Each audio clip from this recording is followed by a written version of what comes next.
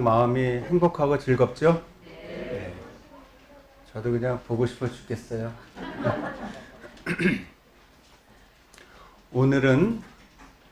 오늘을 헛되이 보내지 말라라는 제하의 말씀을 선포하도록 하겠습니다. 어느 날 세 사람이 세상을 떠나 천국 문 앞에 도착했습니다. 그들을 맞이한 베드로가 말했습니다. 여러분이 천국 문 안으로 들어오려면 한 가지 질문에 답해야 됩니다. 그리고 첫 번째 사람에게 베드로가 물었습니다. 당신은 평생 어떻게 살다 왔습니까? 그는 자신 있게 대답했습니다. 저는 평생 세상 법을 잘 지키며 착한 일을 많이 했습니다. 베드로는 살짝 미소를 지었지만 문을 열어주지는 않았습니다. 두 번째 사람도 비슷하게 대답했습니다. 저는 가족을 사랑하고 남을 돕는 사람을 비교적 열심히 살았습니다. 또 베드로가 미소를 지었어요. 그러나 여전히 문은 열리지 않았습니다. 마지막으로 세 번째 사람에게 질문을 했습니다. 그는 그 질문이 나오자마자 고개를 푹 숙이고 이렇게 대답했습니다. 저는 잘못한 게 많은 것 같아요. 저는 여전히 죄인입니다. 그러나 예수님을 믿고 은혜를 구하면서 살았습니다. 그러자 베드로는 환하게 웃으면서 문을 활짝 열어주었습니다.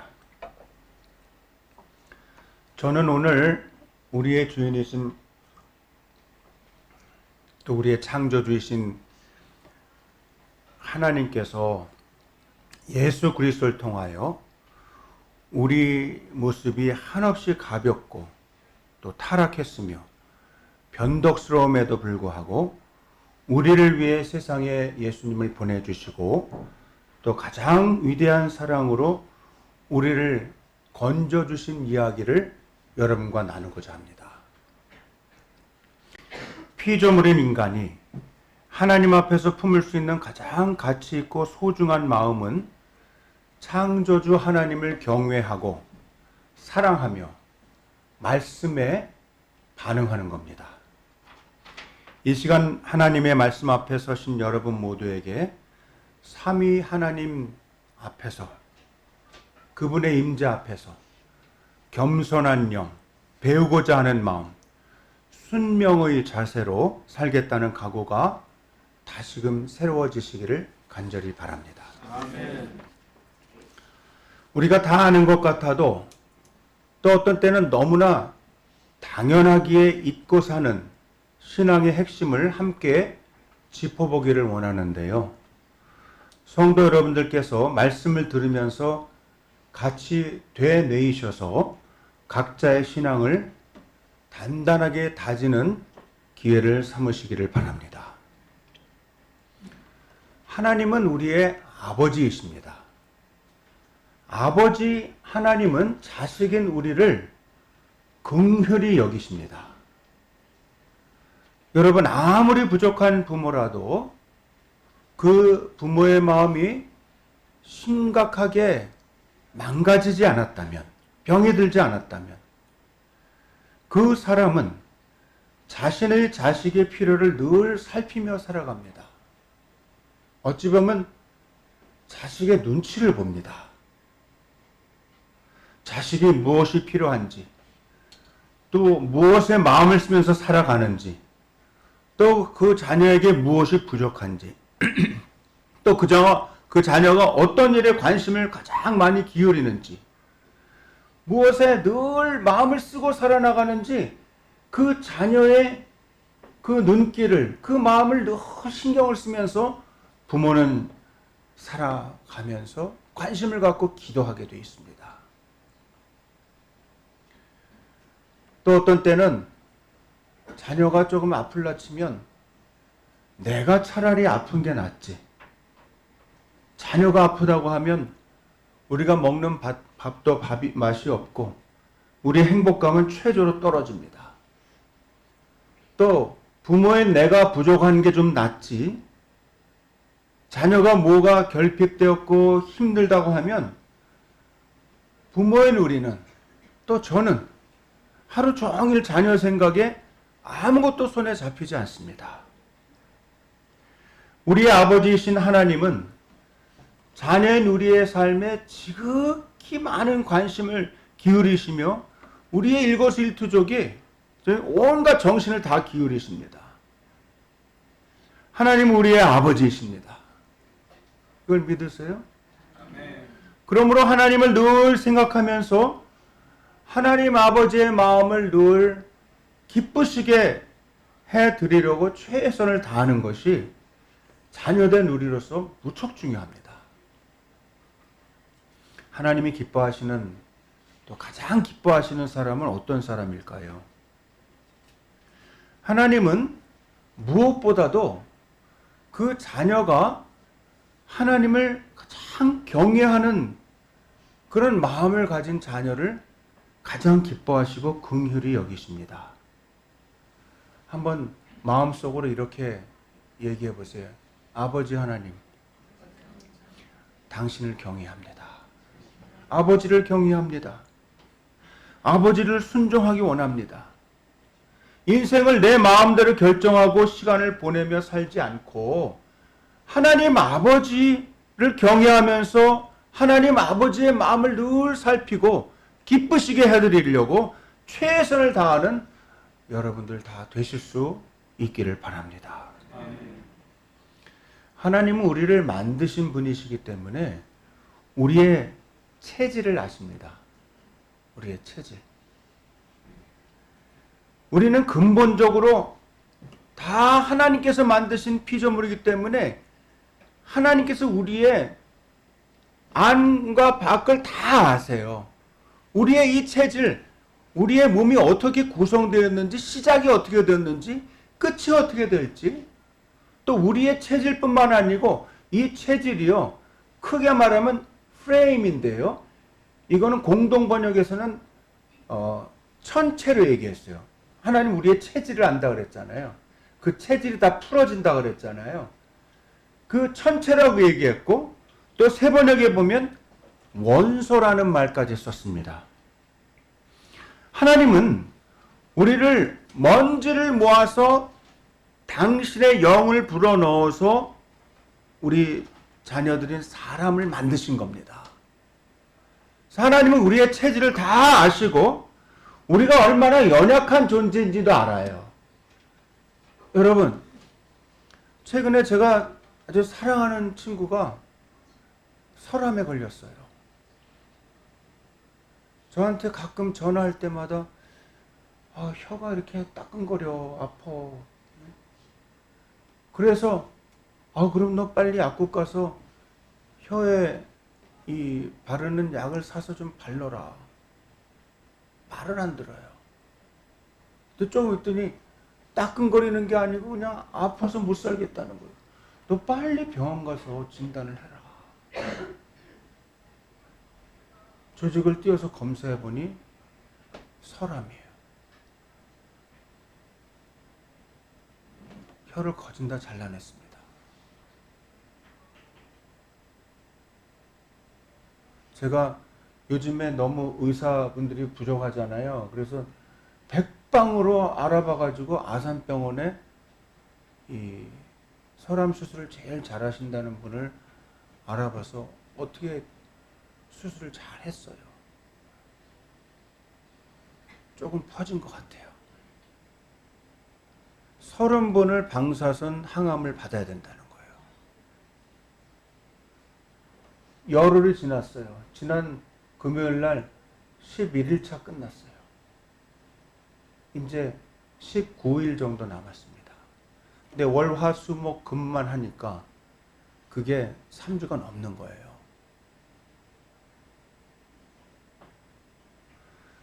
굉장히 건강하고 똑똑하고 사리가 밝은 사람이고 얼마나 가슴이 아픈지 몰라요. 사람이 건강할 때는 다 두 다리를 걸어 다니고 씩씩하고 자기 의사를 분명하게 표현하고 뭔가 자기의 주장이 있고 뭔가 좀 아무것도 필요 없을 것 같은 사람도 조금만 아프면 다 그렇게 넘어집니다. 하나님 우리의 체질을 아시는 거예요. 약한 존재입니다. 젊다고 해서 늘 건강한 것도 아니에요. 우리가 또 매일 체육관에 가가지고 피트니스를 하면서 뭐 그냥 자전거도 어떤 사람 보면 막 땀을 뻘뻘 흘리면서 1시간씩 타고 막 그래도요. 어느 날 갑자기 병이 딱 닥치면 그 체질의 변화가 딱 오면 균형이 무너지면 사람은 누구나 2, 3일이면 그냥 환자가 돼버리는 거예요.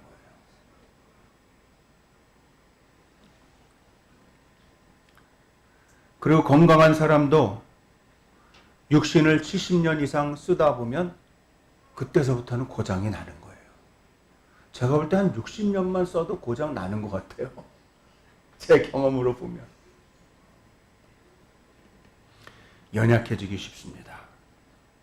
그러므로 우리의 체질을 아시는 하나님 아버지께 우리의 인생을 맡기고 살아야 됩니다. 누구나 한 번은 죽고 아무리 건강하고 운동을 많이 해도 때가 되면 수명이 다하게 되어 있습니다. 그러므로 하나님 아버지 앞에 이렇게 기도하세요. 아버지, 당신께서는 저의 체질을 아시니 저를 지켜주시고 저에게 허락하신 세월 가운데 최선을 다하게 하옵소서.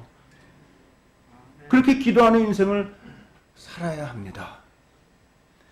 아무리 겉모습이 멋지고 근육이 막 나오고 그야말로 어떤 옷을 입혀놔도 그냥 오태가 나는 멋있는 사람도요. 딱 2, 3일만 침대에 누워있으면 바로 환자가 되는 거예요.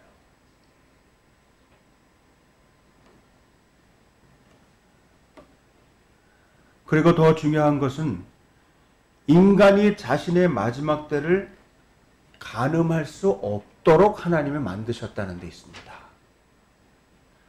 그러므로 매일매일을 마치 마지막 날인 것처럼 생각하고 개인적으로 종말론적인 신앙을 갖고 살아야 합니다. 여러분 대개 화초 화분이 하나라도 있을 겁니다. 저도 자꾸 제 옛날 연구실에도 보면 자꾸 화초가 죽어요. 왜 그런가 했더니 낮에 가서 일할 때는 싱싱하다가도 창문이랑 뭐 다 닫고 가잖아요. 그러니까 또 주말에는 이 뭐 며칠 동안 공기가 안 통하잖아요. 태양은 계속 내려쬐는데. 그러니까 아무리 싱싱한 화초도 갖다 놓으면 몇 달을 못 견뎌요. 다 죽는 거예요. 또 제가 지난번에 은퇴할 때도 보니까 이제 몇 분이 너무너무 아름다운 화초를 란 같은 걸 이렇게 보내주셨는데요. 아, 얘는 좀 시들지 않았으면 좋겠다. 그럴 정도로 이쁜 거예요. 그래서 제가 한 몇 주 동안은 물을 열심히 줬죠. 근데 그것도 한 2달 지나니까 꽃은 시들고 이파리도 힘을 잃어갑니다. 슬프지만 어쩔 도리가 없습니다. 화초도 보내줘야 되는 거예요. 열심히 가꾼 꽃은 다른 화초보다 조금 더 싱싱하게 꽃을 오래 보존하더라고요. 그러나 그 아름다움도 세월이 지나면 견디지 못하고 결국은 끝이 있게 됩니다. 오늘 첫째 시편에 나오는 말씀 16절을 보면 이렇게 기록되어 있습니다. 굉장히 시적인 표현인데요. 그것은 바람이 지나가면 없어지나니 그 있던 자리도 다시 알지 못하거니와. 바람이 지나가면 없어진다는 거예요. 그 표현이 굉장히 신기하잖아요. 하나님이 있게 하시는 그 시간까지만 이 땅 위에 존재한다는 거예요. 이사야 40장 7절에 보면요. 바람을 뭐로 표현했냐면 오늘 말씀이에요.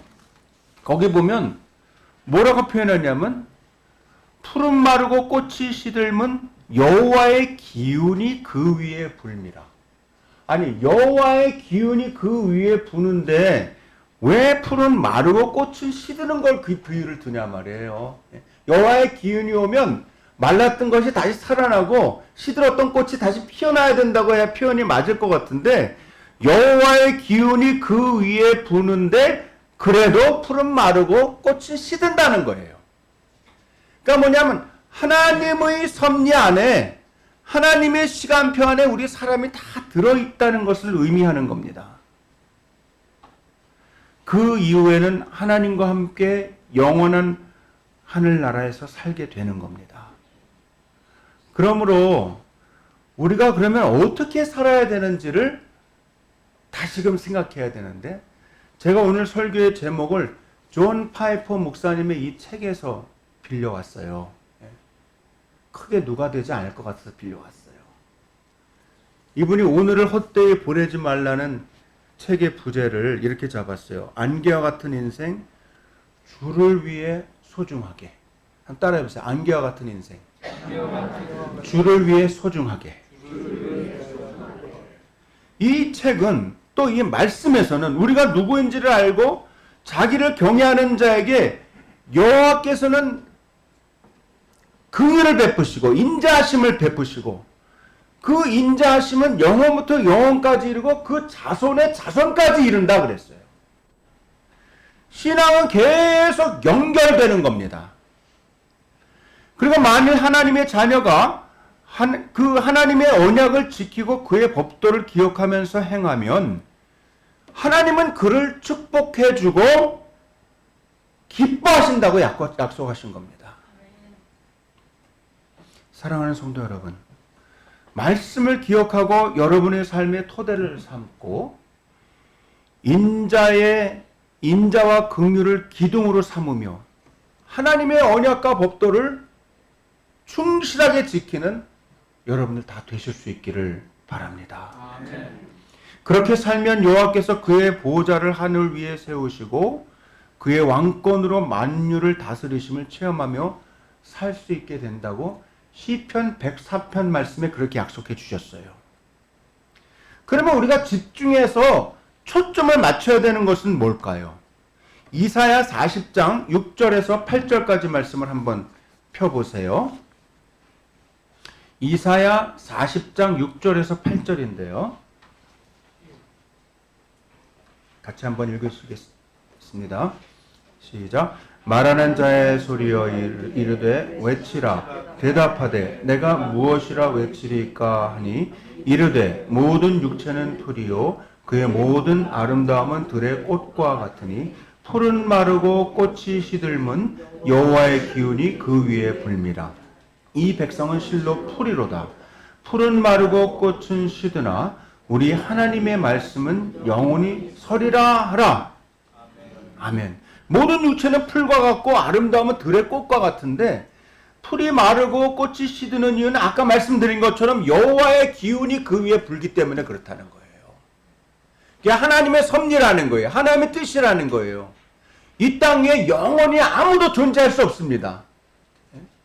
그냥 만세수를 누리세요.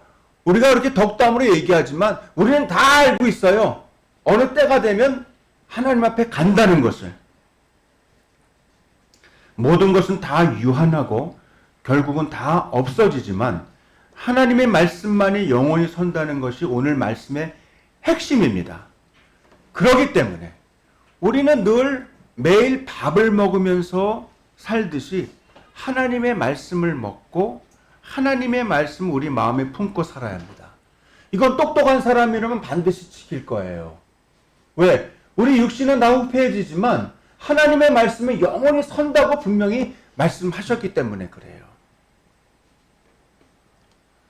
오늘날 보면 마치 인생이 영원히 살 것처럼 명예와 권력을 탐하고 돈을 쫓아다니는 인생이 많습니다. 그러나 오늘 읽은 야고보서 4장 14절에 보면 분명히 이렇게 되어 있어요.